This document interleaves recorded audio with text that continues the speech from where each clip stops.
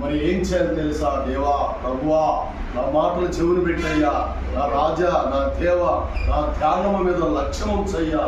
ఉదయమునే లేచి నేను ఉదయమునే లేచి కనిపెట్టుకొనిచున్నాను, నా ప్రార్థన సిద్ధము చేసి ఇదో నీకు అప్పగించుకొనిచున్నాను, ఎదురు చూచుచున్నాను. అయ్యా, నా రాజా, నా దేవ, నా ఆత్మతోని ఆలకించు, నిన్నే ప్రార్థించుచున్నానని చెప్పేసి చక్కటి ఉదయకాల సమయపు ప్రార్థనకి మనకు సిద్ధపడినటువంటి వాక్యాలలో ఇది ఒక ముఖ్యమైన వాక్యం. దేవుని స్తోత్రం.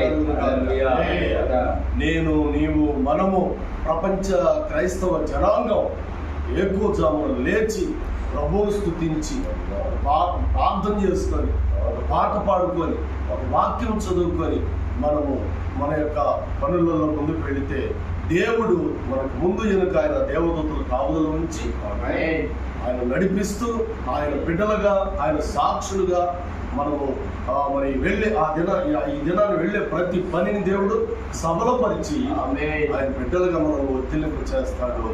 అట్టి కృప ఈ వాక్యం వలన, ఈ ప్రార్థనలో ఉన్న మనందరికీ, అలాగనే మరి వింటున్న ప్రతి ఒక్కరికి ముఖ్యముగా మనము చేర్చుకున్న మరి ఈ యొక్క రాయచోటి ప్రాంతంలోని, అన్నమయ్య జిల్లా రాయచోటి ప్రాంతంలోని దైవజనులు దేవదాసయ్య గారిని, అమ్మగారిని, వారి యొక్క బిడ్డలను, వారి కుటుంబాన్ని, వారి యొక్క పరిచర్యను దేవుడు ఆశీర్వదించి, అలాగనే మన యొక్క పెద్దలు దైవజనులు మరి అన్నగారిని, అయ్యగారిని, అలాగనే ఇక్కడున్న పెద్దలందరినీ, వార్తీకులను అందరినీ కూడా దేవుడు ఆశీర్వదించి ఈ యొక్క మరి క్షణం, అంటే మనం లేచి ప్రార్థన మొదలుకొని ఈ క్షణం మొదలుకొని సాయంత్రం ఈ దినమంతా కూడా యేసయ్య కృప కాపుదల ఉంచి ఆయన బిడ్డలుగా, ఆయన సాక్షులుగా నడిపించి ఆయన కృపలో మనలందరినీ వాడుకొనుగాక.